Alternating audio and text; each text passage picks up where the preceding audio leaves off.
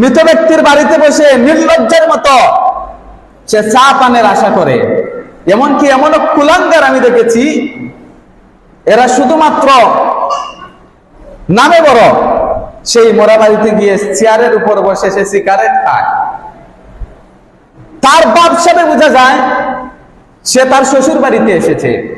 মানুষ কতটুকু নির্লজ্জ হলে একজন মৃত ব্যক্তির বাড়িতে গিয়ে সমস্ত করে।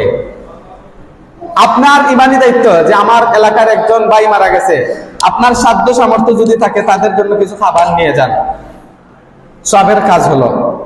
বা তার আত্মীয় স্বজন তাকে দেখতে এসেছে, তাদেরকে আপনি খাওয়ালেন, সবের কাজ করলেন।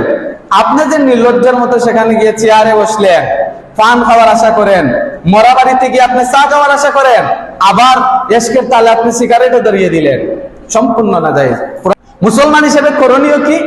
মুসলমান হিসেবে করণীয়, আপনি গেছেন আপনার মুসলমান ভাই, তার জন্য তওবা ইস্তেগফার করা, যে আল্লাহ তোমার ওই বান্দা দুনিয়াতে থাকতে আমার খুব পরিচিত ছিল, আল্লাহ তুমি ওই বান্দার ভুল বেয়াদবি গুলাকে ক্ষমা করে দাও।